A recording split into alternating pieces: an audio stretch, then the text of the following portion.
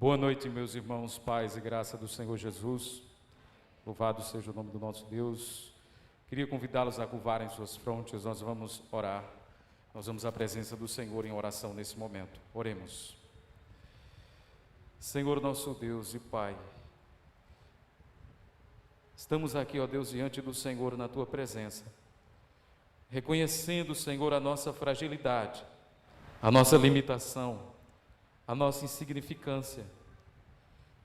E à luz, ó Deus, de tudo isso, conseguimos enxergar o Teu poder, a Tua soberania e a Tua grandeza.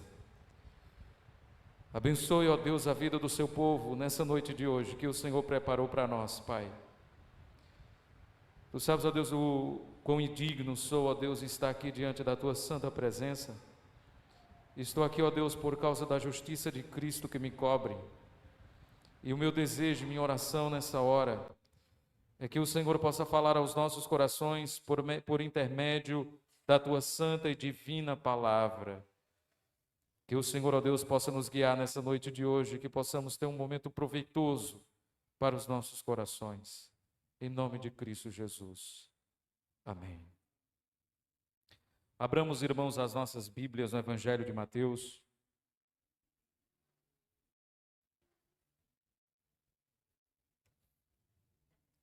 Evangelho de Jesus Cristo, segundo escreveu Mateus.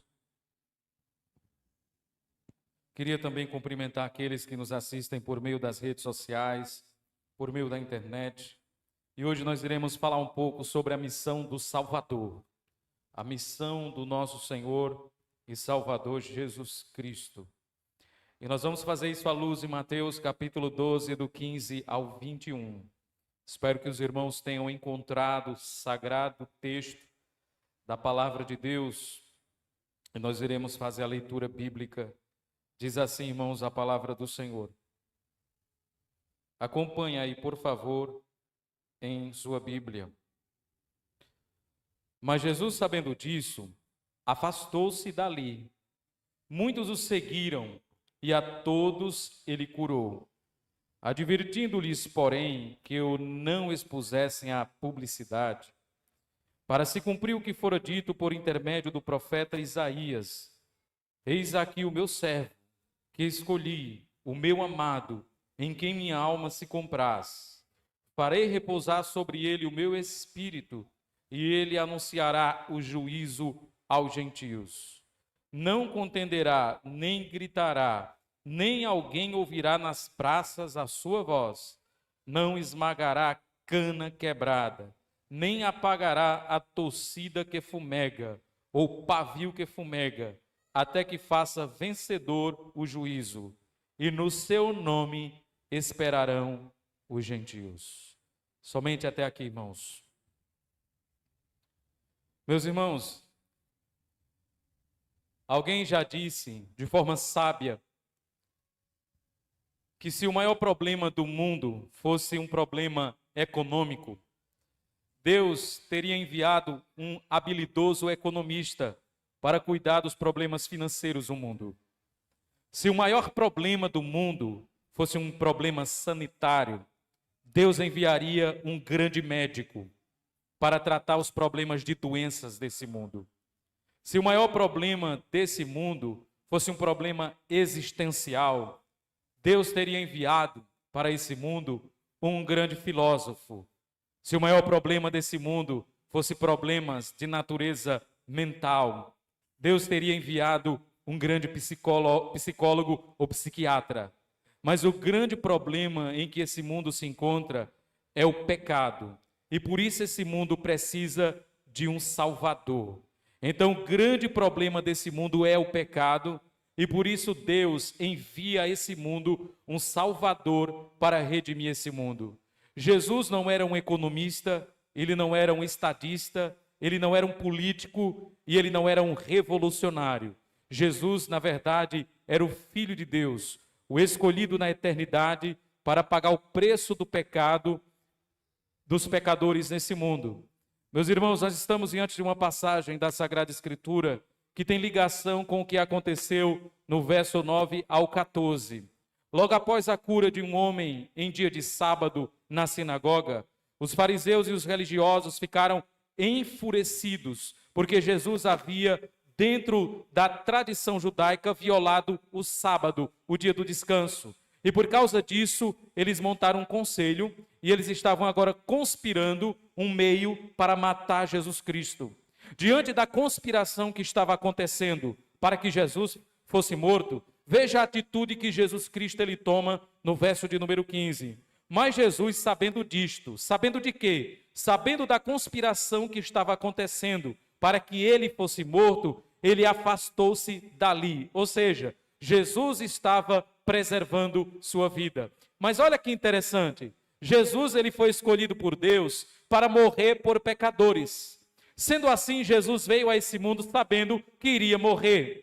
E quando estava prestes a ser morto, ele se afasta dali. Por que Jesus estava evitando a morte se Jesus veio a esse mundo para morrer? Essa não é a primeira ocasião em que se levanta um motim para matar Jesus e ele foge, ele se afasta e ele sai. Isso aconteceu em outras ocasiões. Jesus sabia que ele iria morrer, mas ele sabia que ainda não era o momento, ainda não era o momento propício para que ele morresse. Por isso ele se afasta para proteger sua integridade física.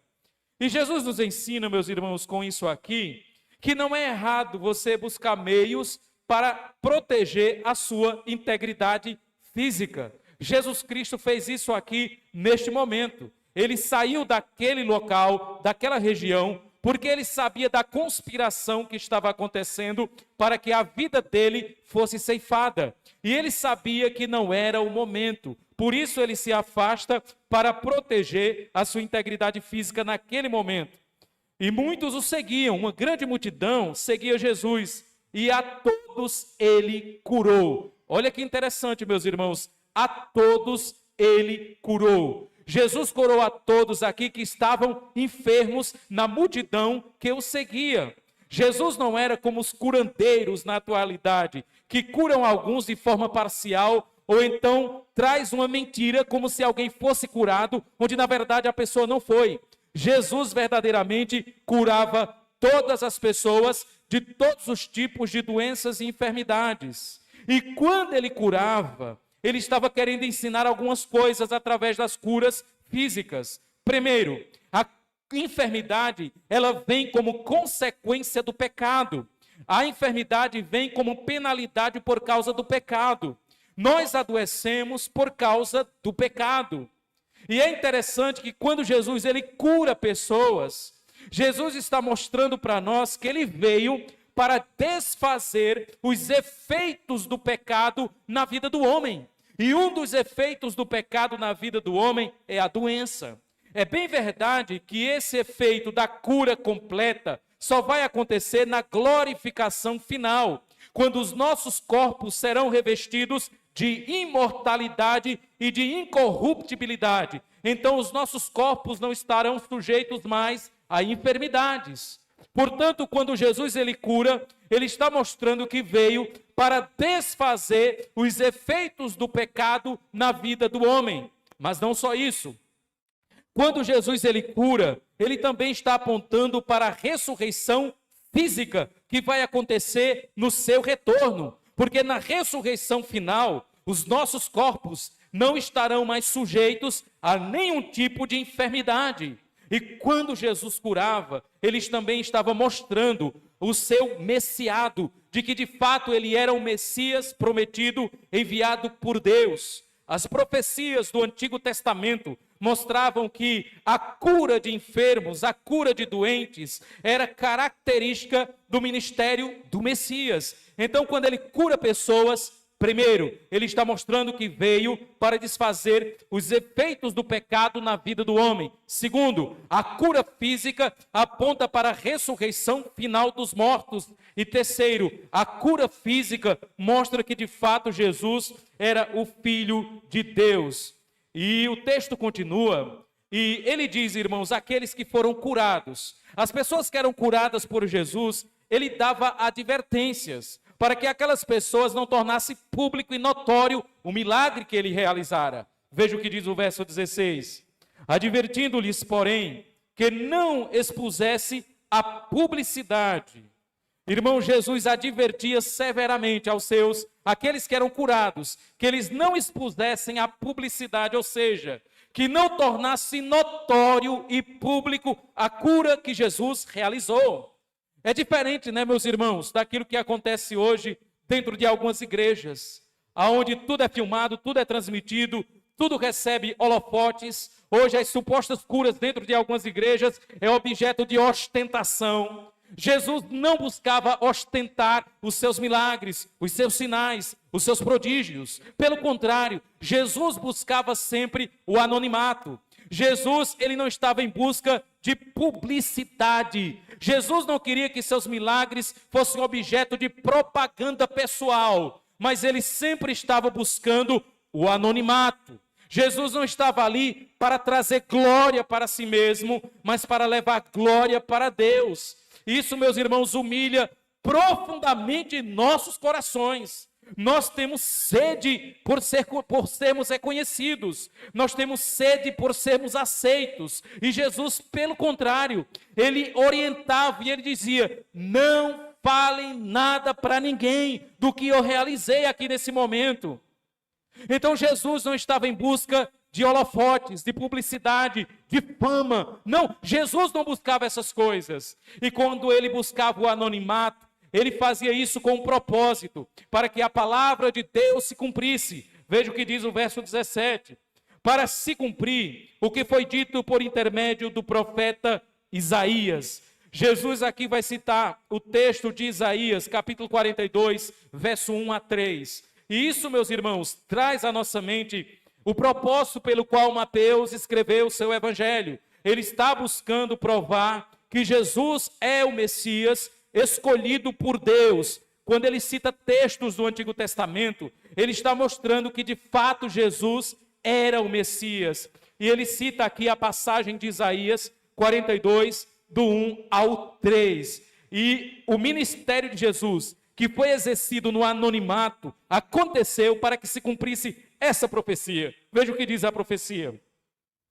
Eis aqui o meu servo, a quem escolhi, o meu amado, em quem minha alma tem prazer. Farei repousar sobre ele o meu espírito, e ele anunciará juízo aos gentios.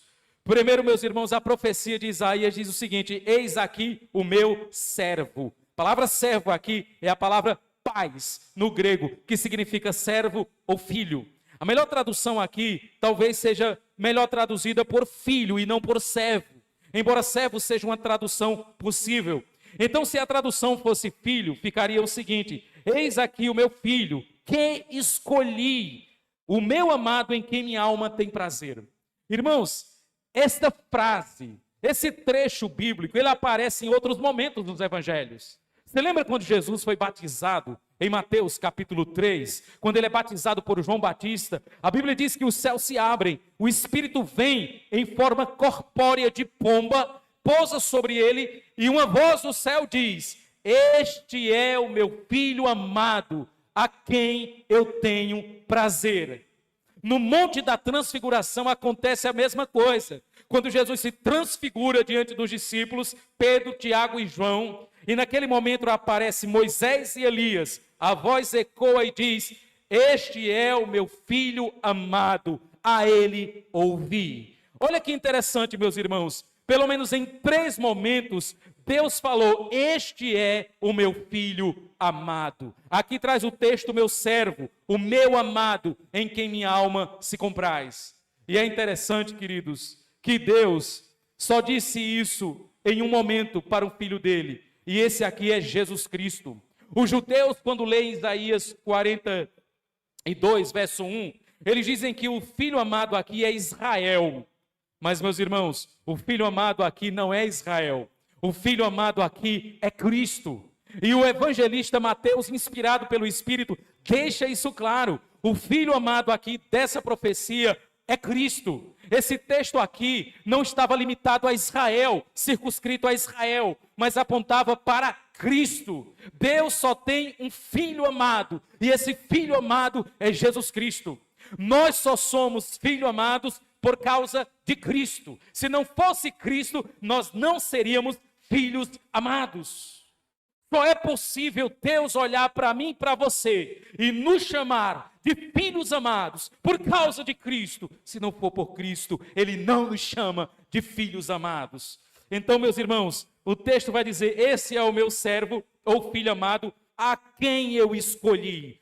Deus escolheu Cristo para cumprir uma missão nesse mundo, uma incumbência. O meu amado, em quem a minha alma, o meu ser se compraz, para repousar sobre ele, farei repousar sobre ele o meu espírito, e ele anunciará o juízo aos gentios. Irmãos, o Espírito de Deus estava sobre Jesus. E aqui nós temos mais um reflexo da profecia de Isaías 61, quando ele diz: o Espírito do Senhor está sobre mim, pelo que ele me ungiu para pregar as boas novas aos quebrantados de coração e libertar os cativos e oprimidos do diabo. Meus irmãos, olha que interessante. Cristo, ele está unido ao Espírito Santo na essência da divindade. O Pai, o Filho e o Espírito Santo estão unidos na mesma essência divina.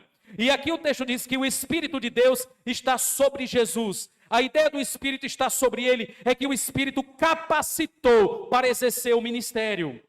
Mas como o Espírito de Deus capacitou Cristo, se Cristo ele era o próprio Deus?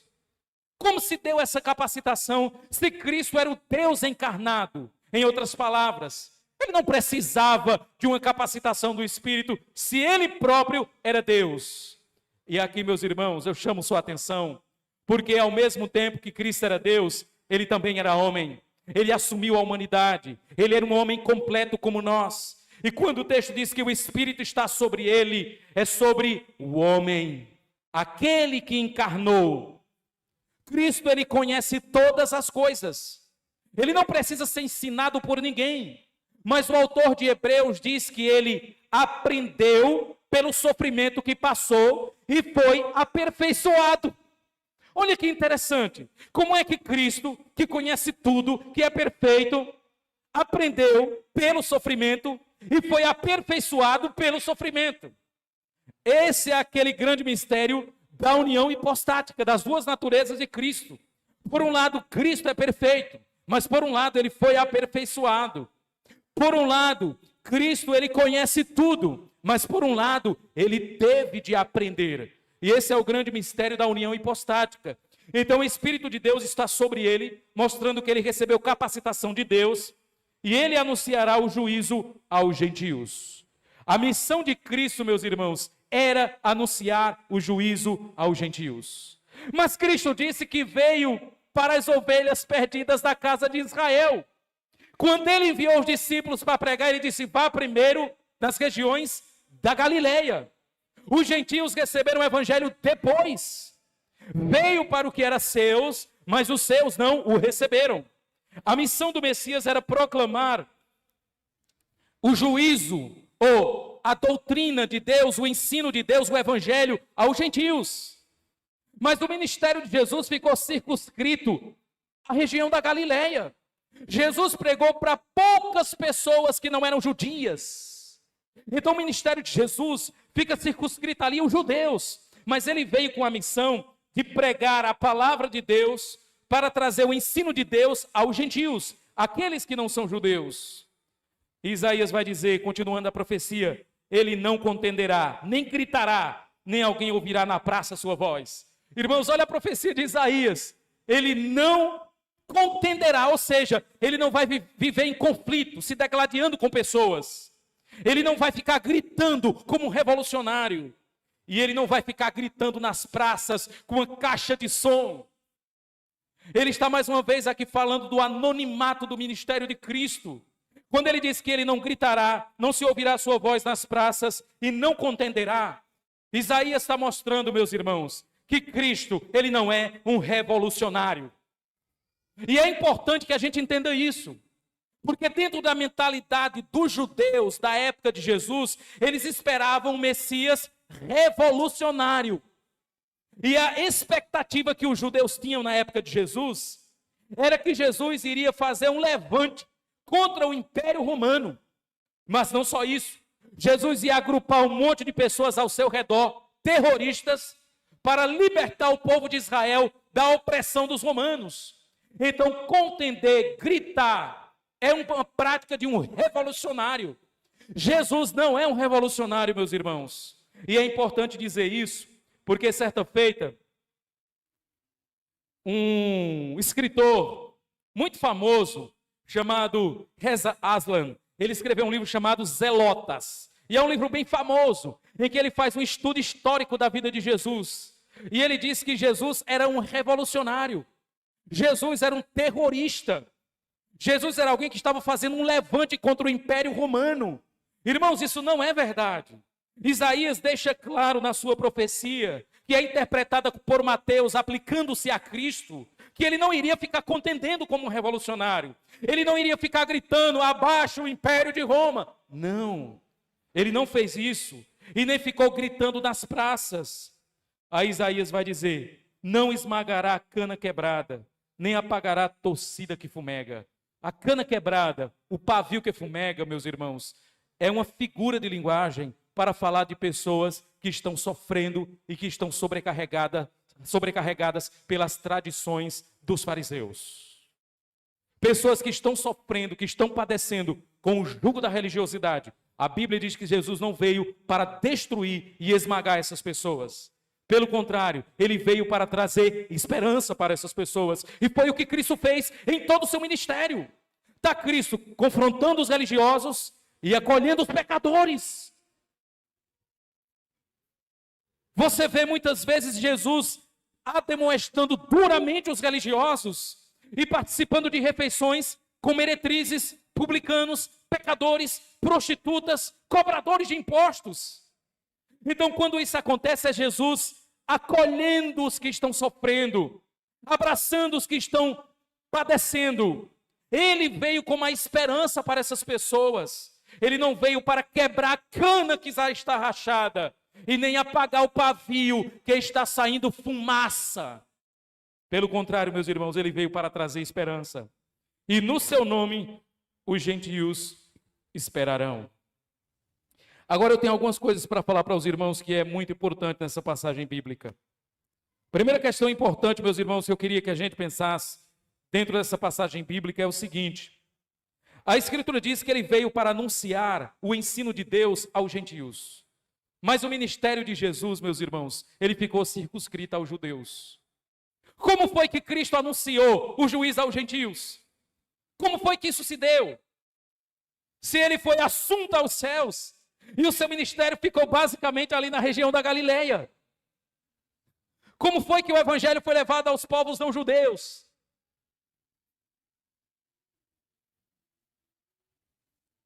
Cristo foi, mas ele ainda está. Cristo está à direita de Deus, mas está conosco todos os dias até a consumação dos séculos. Ele foi, mas ele permanece. O corpo de Cristo está à destra do Pai, mas o corpo de Cristo também está aqui nesse mundo. E como é que Cristo anunciou o juízo de Deus aos gentios? Por meio da grande comissão, por meio dos seus apóstolos. Porque a igreja não é nada mais, nada menos do que a continuação do ministério do nosso Senhor Jesus Cristo. E nós precisamos entender isso. A igreja é a continuação do ministério de Cristo. A igreja é realmente o corpo de Cristo nesse mundo. Cristo está presente nesse mundo por meio da igreja. De tal forma que quando a igreja anuncia o evangelho, é o próprio Cristo que está anunciando. Olha que interessante. Quando a igreja anuncia o evangelho, ela não somente anuncia Cristo, mas o próprio Cristo é também quem está anunciando. Quando a igreja prega, é Cristo que prega. E a pregação da igreja é Cristo. Então o evangelho foi levado aos gentios por meio dos apóstolos. Paulo foi até os confins do Oriente levar o evangelho. Provavelmente chegou na Espanha. Tomé foi na Índia. E Cristo estava anunciando as boas novas de redenção por meio da grande comissão. Mas pensa comigo, meus irmãos. O texto continua e olha o que ele diz. Que ele não apagará a cana quebrada, não esmagará a cana quebrada, nem apagará a torcida que fumega, até que faça triunfar a justiça. A ideia de juízo aí é uma ideia que pode ser traduzida por justiça, até que faça triunfar a justiça. Quando foi que a justiça triunfou? Quando foi que a justiça se tornou vencedora? Quando foi que isso aconteceu? Na cruz. Na cruz foi onde a justiça triunfou. Porque foi na cruz que, ao mesmo tempo que Deus revelou seu grande amor por nós, Ele também revelou sua justiça contra o pecado. Então, quando Cristo morre na cruz, ressuscita dos mortos, é ascendido aos céus, a justiça triunfa. E agora, meus irmãos, as coisas começam a mudar. Porque pensa comigo que há um marcador temporal aqui no verso de número 20. Ele não esmagará a cana quebrada, nem apagará a torcida que fumega, até que faça vencedor o juízo, até que a justiça triunfe. O que significa isso? Que enquanto Jesus exerceu seu ministério público nesse mundo, ele acolheu pecadores. Quando Cristo exerceu seu ministério público nesse mundo, ele não veio para esmagar os homens. Entretanto, meus irmãos, após a crucificação, morte, ressurreição e ascensão de Cristo, o juízo de Deus agora está sendo anunciado. E a Bíblia diz que aquele que cair nessa pedra ficará em pedaços. E aquele sobre quem essa pedra cair ficará em pó. O que isso significa, irmãos? Que Deus hoje nos deu a grande incumbência de falar dos juízos dele para esse mundo. Irmãos, vai haver um momento em que a cana vai ser quebrada. Vai haver um momento em que o pavio vai ser totalmente apagado. Deixa eu dizer uma coisa para cada um de nós aqui. Todo aquele que morreu sem Jesus Cristo, ainda que tenha morrido no sofrimento, não há esperança para ele. Enquanto Cristo exerceu seu ministério terreno nesse mundo, ele não quebrou a cana e ele não apagou o pavio. Mas pode ter certeza de uma coisa: no dia do juízo, a cana será quebrada e a fumaça do pavio será dissipada. Esse é o momento em que nós anunciamos a esperança de redenção em Jesus Cristo para todos os homens. Mas no dia do juízo final, no dia em que Deus julgar a humanidade, pode ter certeza de uma coisa: canas se despedaçarão e pavios serão apagados. Eu queria pensar com você algumas questões, meus irmãos.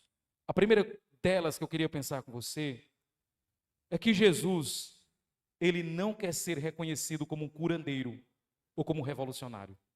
Você percebe que Jesus proíbe que as pessoas divulguem a cura que ele estava realizando. Jesus não quer ser reconhecido como curandeiro, porque Jesus não é um curandeiro.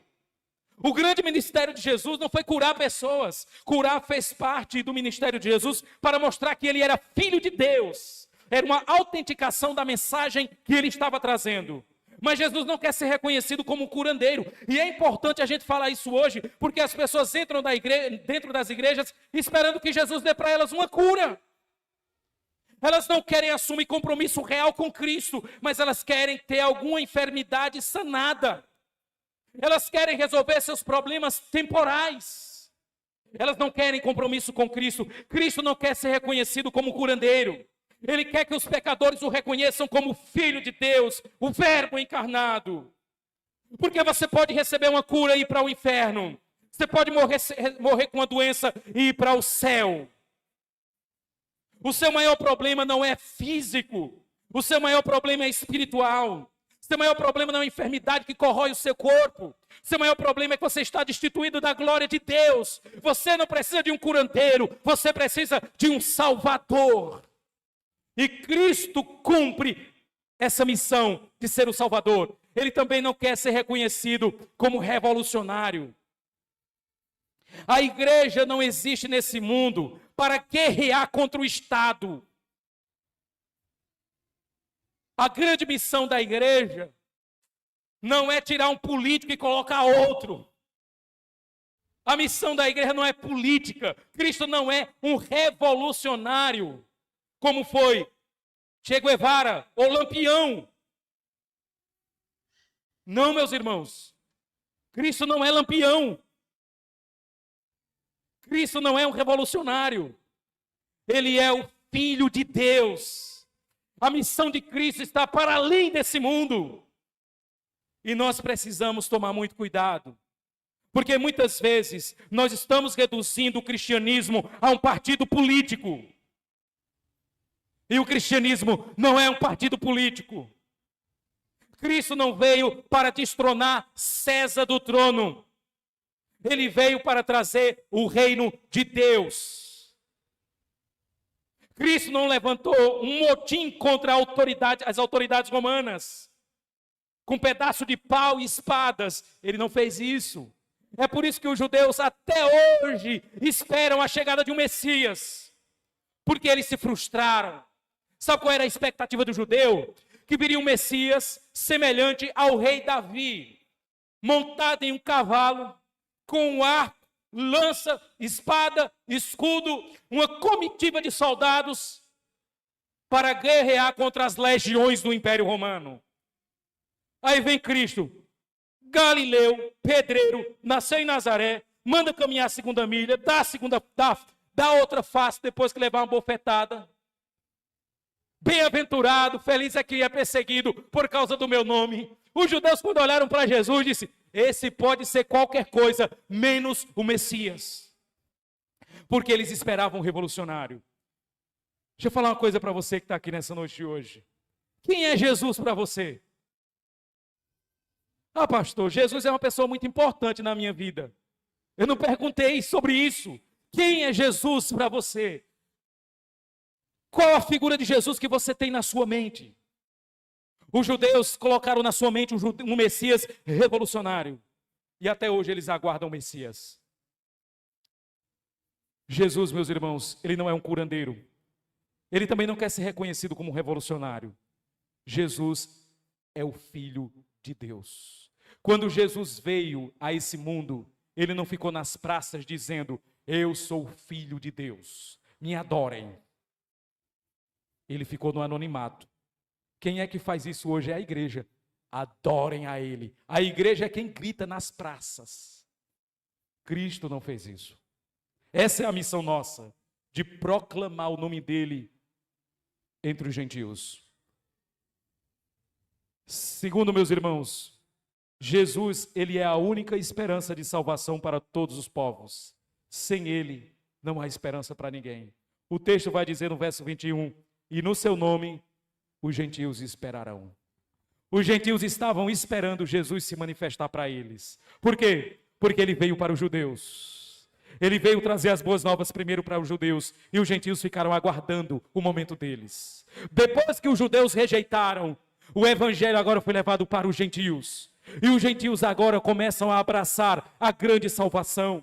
A promessa, meus irmãos, de salvação que Deus fez a Abraão englobava também os gentios. Deus falou para Abraão: sai da tua terra, da tua parentela, e farei de ti uma grande nação. Te abençoarei, e tu serás uma bênção. Abençoarei os que te abençoarem, amaldiçoarei os que te amaldiçoarem. E em ti serão benditas todas as famílias da terra.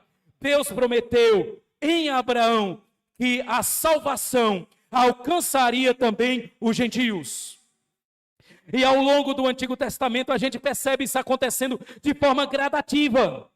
A gente vê, por exemplo, a salvação da meretriz Raabe, que foi resgatada de Jericó, de Ruth, a Moabita, a conversão da cidade de Nínive pela pregação de Jonas. E após a morte e ressurreição de Jesus Cristo, os apóstolos levaram o evangelho aos gentios, até os confins da terra. Meus irmãos, nele os gentios esperarão. Enquanto Cristo esteve exercendo o seu ministério público nesse mundo, as boas novas de salvação não chegaram para eles. Eles estavam aguardando as boas novas de salvação. Após a ascensão de Cristo, os apóstolos levam agora o evangelho para os gentios. E os gentios começam a abraçar a fé e crer unicamente em Cristo.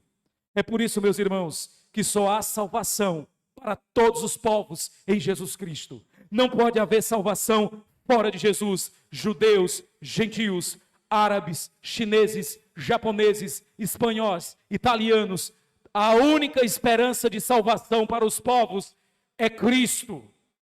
Cristo é a única esperança de salvação. Por isso o verso 21 vai dizer que nele os gentios esperarão. Os gentios estavam aguardando. Nós estávamos aguardando também, irmãos. E a salvação se manifestou para nós. Eu não sei como você se encontra aqui nessa noite de hoje, em que estado você se encontra aqui. Mas eu queria dizer que Jesus é a sua única esperança de salvação. Pastor, minha vida está difícil, eu estou sofrendo muito, padecendo. Será que há esperança para mim? Ele não quebra a cana rachada, nem apaga o pavio que fumega. Mas eu queria dizer uma coisa para você. Hoje é o momento de você voltar o seu coração para Jesus Cristo verdadeiramente. Hoje é o momento de você se entregar realmente a Jesus Cristo. Porque vai haver um momento na história humana que a cana vai ser quebrada e o pavio vai ser apagado no dia do grande juízo do Deus Todo-Poderoso. Enquanto nós anunciamos as boas novas do Evangelho de salvação, Cristo está acolhendo a cana quebrada e o pavio que fumega. Aqueles que estão sofrendo e padecendo, há espaço para esses no reino de Deus. Entretanto, meus irmãos, quem se mantém duro e obstinado contra o Evangelho de Jesus Cristo, terá um fim terrível. Eu queria nessa noite de hoje que você olhasse para Cristo como a sua única esperança. Cristo não pode ser uma das suas esperanças. Cristo tem que ser a sua única esperança. Não é Cristo e mais as suas boas obras. Não é Cristo e mais a sua religiosidade. Não é Cristo e mais a sua desenvoltura moral. É Cristo e somente Cristo. Não é Cristo, mais os santos. Não é Cristo, mais Maria. Não é Cristo, mais Pedro. Mas é unicamente Cristo. A nossa esperança tem que estar unicamente em Jesus. Nós éramos gentios, irmãos. Na verdade, nós somos gentios. E nós esperávamos Cristo se manifestar a nós. E Ele se manifestou. E Ele nos salvou de uma vez para sempre. Eu queria orar. Queria nesse momento que você curvasse sua fronte. Nós vamos à presença do nosso Deus. Senhor nosso e Pai celestial, Rei de todo o universo.